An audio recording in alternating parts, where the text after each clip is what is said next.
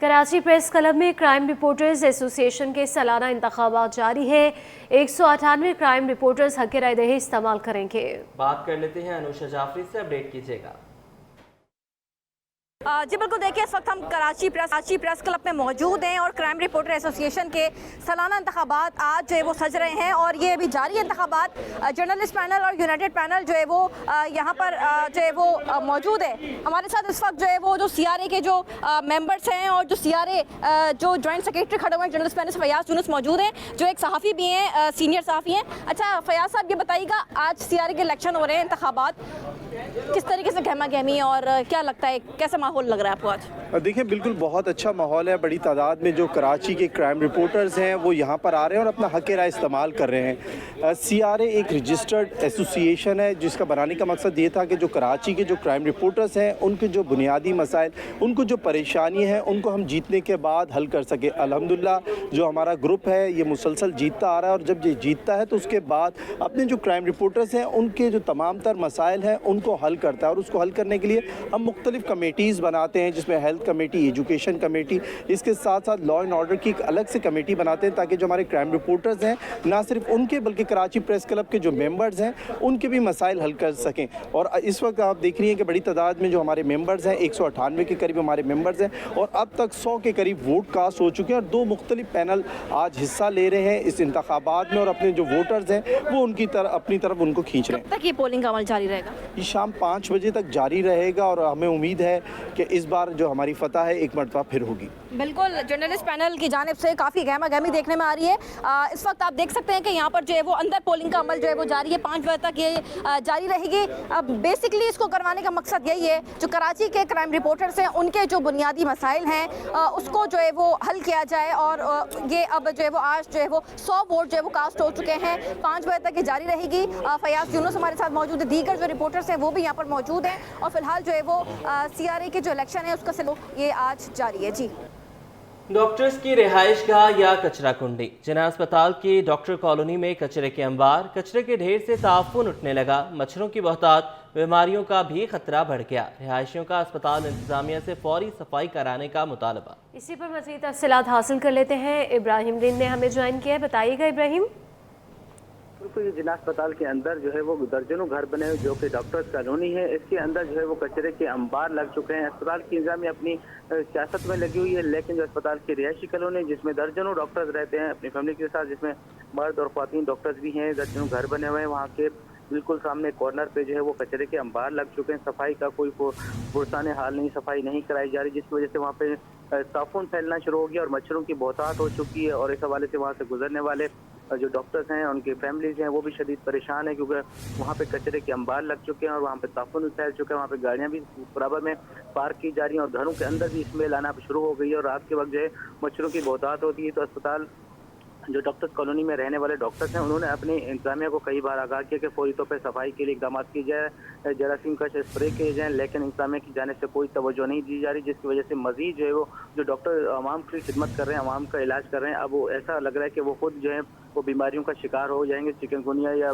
Dengue malaria का भी शिकार हो सकते हैं। तो उन्होंने वाज़ेह तौर पर इंतजामिया को हिदायत की कि वो फौरी तौर पर सफाई के लिए इकदाम करें, दीगर सूरत में वो खुद जो है अगर बीमार हो गए तो अस्पताल में खिदमत सर अंजाम नहीं दे सकेंगे। तो फिलहाल अस्पताल की इंतजामिया को उन्होंने आगाह कर दिया। डॉक्टरों का कहना है अगर 24 घंटों के अंदर सफाई नहीं कराई गई तो वो जो है अस्पताल की जो मुख्तलिफ शोबाजात है वहाँ पे ड्यूटी करने से इनकार कर देंगे, क्योंकि वो खुद और उनकी फैमिली जो है अब खतरे में है, क्योंकि डेंगू मलेरिया और चिकनगुनिया का मौसम में सफाई का फुकदान है। तो इस हवाले से फौरी तौर पर इकदाम किए जाएँ ताकि वो और उनकी फैमिली मुख्तलिफ बीमारियों से महफूज रह सकें। जी बहुत शुक्रिया आपका इब्राहिम दिन। सिंध हुकूमत का सरमायाकारों को मुकम्मल तहफ़्फ़ुज़ फराहम करने का आज़म। सूबाई हुकूमत और चाइनीज़ कंपनी के माबैन ट्रांसपोर्ट, ज़राअत और मेडिकल समेत 4 मुआहदों पर दस्तखत हुए हैं। शजीर इनाम मेमन कहते हैं कि CPEC राहदारी नहीं, पाक चीन कुर्बत का रास्ता है। नासिर शाह ने सोलर पार्क से आवाम को फ़ी यूनिट 18 रुपये बिजली मिलने की खुशखबरी भी सुना दी है। अक्सर शाहिद की रिपोर्ट देखिए। की जानिब एक और कदम, सूबाई हुकूमत और चाइनीज सरमायाकारों में 4 मुआहदों पर दस्तखत।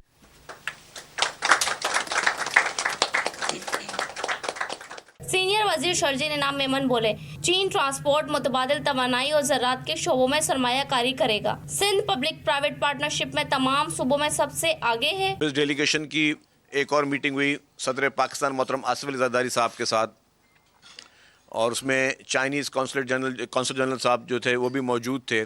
वहाँ पे भी सदर पाकिस्तान ने उनको कहा कि जी ना सिर्फ सिंध सूबे में लेकिन पाकिस्तान भर में जहाँ पर भी जो है वो कोई भी सरमायाकारी में वो दिलचस्पी दिखाएंगे, वहाँ पे हुकूमत पाकिस्तान और हुकूमत सिंध जो है वो मुकम्मल तौर पर उनकी मदद करेगी। सूबाई वजीर नासिर हुसैन शाह ने कहा, फर्टिलाइजर के लिए कंपनी को 200 एकड़ जमीन दी जा रही है। सोलर पार्क से आवाम को फी यूनिट 18 रुपए बिजली मिल सकेगी। मैं आपको यकीन दिलाता हूँ कि जब ये 3.67 सेंट वाली बिजली जब दी जाएगी तो इसके नर्ख भी कम आएंगे, और हम वो चेक करते रहते हैं। इशू क्या है कि जब कोई ना कोई इनको जो तरसील हो रही है उसमें कमी आती है, तो जो फॉसिल फ्यूल से जो इनके प्लांट चलते हैं उसकी वजह से ये रेट जो है ये बढ़ जाते हैं। सूबाई वज़रा ने मज़ीद कहा कि चाइनीज सरमायाकार सिंध में एक मेडिकल सिटी बना रहे हैं, जिससे 50,000 नौकरियां मैसर आएंगी। सरमायाकारों की सहूलत के लिए वन विंडो ऑपरेशन होगा और इन्वेस्टमेंटर्स को सहूलत फराहम करेंगे। कैमरामैन राना जहाजेब के साथ अक्सर शाहिद, T21। सिंध हुकूमत का सरमायाकारों को मुकम्मल तहफ़्फ़ुज़ फराहम करने का आज़म। सूबाई हुकूमत और चाइनीज़ कंपनी के माबैन ट्रांसपोर्ट, ज़राअत और मेडिकल समेत 4 मुआहदों पर दस्तखत हुए हैं। शर्जील इनाम मेमन कहते हैं कि सीपैक राहदारी नहीं, पाक चीन कुर्बत का रास्ता है। नासिर शाह ने सोलर पार्क से आवाम को फ़ी यूनिट 18 रुपये बिजली मिलने की खुशखबरी भी सुना दी है। अक्सर शाहिद की रिपोर्ट देखिए। की जानिब एक और कदम, सूबाई हुकूमत और चाइनीज सरमायाकारों में 4 मुआहदों पर दस्तखत।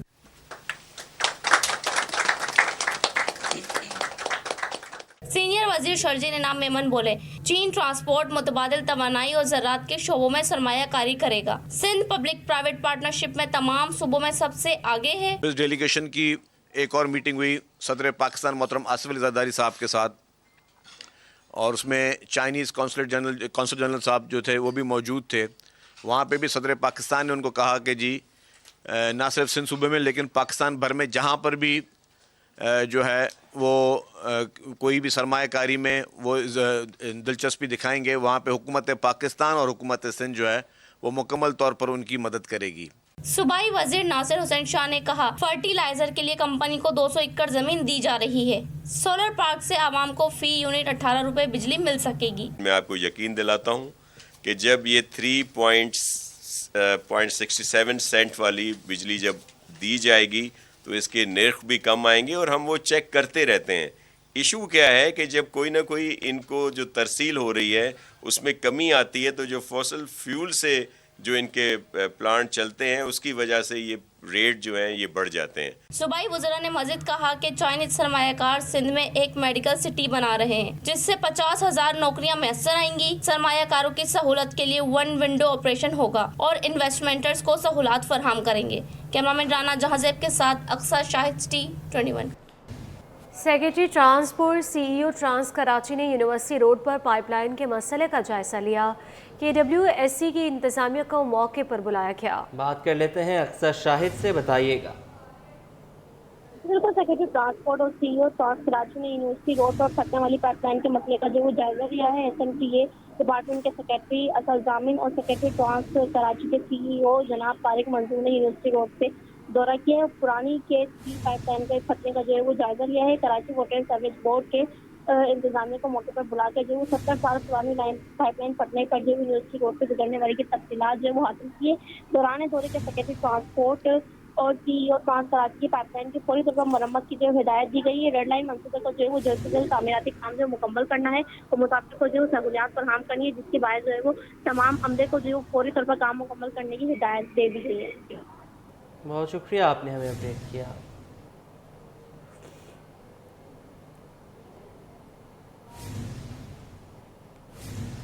सुई सदर ने गैस स्टोर पकड़ लिया। कराची में गैस चोरी के खिलाफ कार्रवाई, होटल पर छापा, होटल मालिकान को गिरफ्तार कर लिया। छापा मार टीम ने मुलजिम सिकंदर को गिरफ्तार करके चोरी में इस्तेमाल होने वाला सामान तहवील में ले लिया। मज़ीद तफसीलात जान लेते हैं अयाज राना से, बताइएगा अयाज। बिल्कुल, सिंध सदर्न गैस कंपनी की जानिब से जो है वो इंसादे गैस चोरी के खिलाफ जो है वो इकदाम किए जा रहे हैं, जिसके साथ उन्होंने लांडी में वाकई होटल के ऊपर छापा मारा, जिसके अंदर डायरेक्ट लाइन से जो है वो गैस चोरी की जा रही थी, जिसकी निशानदेही के बाद जो है वो SSGC ने कार्रवाई की और मुलजिम को जो है वो गैस चोरी के इल्जाम में गिरफ्तार किया है। और अब ये तख्मीना लगाया जाएगा कि ये कितने अरसे से गैस चोरी कर रहा था और उसके ऊपर कितना जो है वो बोझ अवाम पे पड़ रहा था। गैस चोरी की वजह से जो गैस के जो सार्फिन हैं उनके ऊपर बोझ डाला जाता है।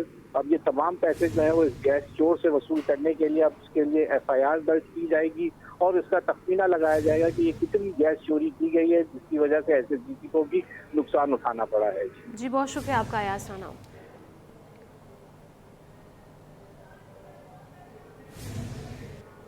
मौसम की तब्दीली के साथ ही लुंडा बाजार में गर्म कपड़ों की मांग बढ़ गई है। कीमतों में इजाफे ने खरीदारों को मायूस कर दिया। तफसीलात से आगाह करेंगी समरीन राशिद। बिल्कुल इस वक्त मैं मौजूद हूँ कराची की सबसे बड़ी मार्केट सदर के लुंडा बाज़ार में। अगर यहाँ की बात की जाए तो जैसे कि अभी कराची में ठंडी लहर दौड़ गई है, अचानक से सर्दी बढ़ गई है, तो देखने में ये आया कि यहाँ पे जो आवाम है उनका काफ़ी ज़्यादा रश हो गया है। मेरे साथ यहाँ पे एक दुकानदार मौजूद है, आइए चलते हैं इनसे बात करते हैं और जानते हैं कि यहाँ पे ख़रीदारी में कितना फ़र्क आया है। अचानक से जैसे ठंडी लहर दौड़ी है तो यहाँ पे लोग आ रहे हैं, कहाँ से आ रहे हैं? यहाँ पे जब भी सर्दी बढ़ जाती है तो यहाँ सदर की तरफ लोग रुख करते हैं इस तरफ। और यहाँ पे सदर में जो आपको लोगों को पता होगा कि काफ़ी अरसे से बाज़ार बड़े मशहूर है और यहाँ पे जो है ना ये जो हम माल लगाते हैं, ये लंडा का माल जो आता है, चाहे जूते हो, बोट हो, ये जैकेट, गर्म माल जो भी है, तो ये सस्ते दामों पे मिलती है यहाँ पे। आपको पता है इस वक्त महंगाई बड़ी हद से ज़्यादा हो गया, लोगों की बस नया चीज़ लेना जो है बस बाहर हो गया, तो अब लोग मजबूर हो गए यहाँ आते इसी बाज़ार में बाहर वाला चीज़ अच्छी दामों पर मिलती है।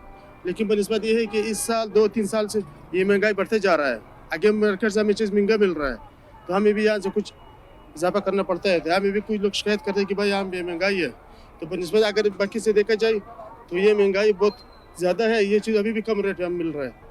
जी बिल्कुल, जैसा कि इनका यही कहना है कि जो महंगाई है उसमें दिन ब दिन इजाफा होता जा रहा है और जो यहाँ पे लोग आ रहे हैं उनका भी यही शिकवा है कि पिछले सालों के मुकाबले में यहाँ पे जो रेट्स हैं वो काफ़ी ज़्यादा महंगे हैं, जिसकी वजह से जो लोगों की एक दस्तरस के अंदर लुंडा बाज़ार के जो कपड़े होते थे वो भी अब उनकी दस्तरस से बाहर होते जा रहे हैं। और लोगों का यही कहना है कि पहले जो थे वो यहाँ के जो दाम थे वो काफ़ी ज़्यादा सस्ते होते थे।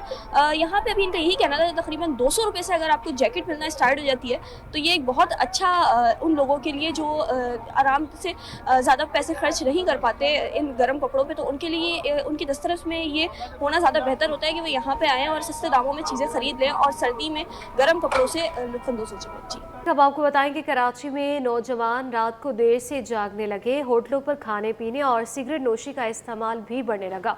माहिर इमराज कल्ब डॉक्टर अफशान करीम कहती है कि नौजवानों को अपना तर्ज ज़िंदगी तब्दील करना होगा। तफसीलात जानेंगे इब्राहिम रिंद से। इब्राहिम बताइएगा।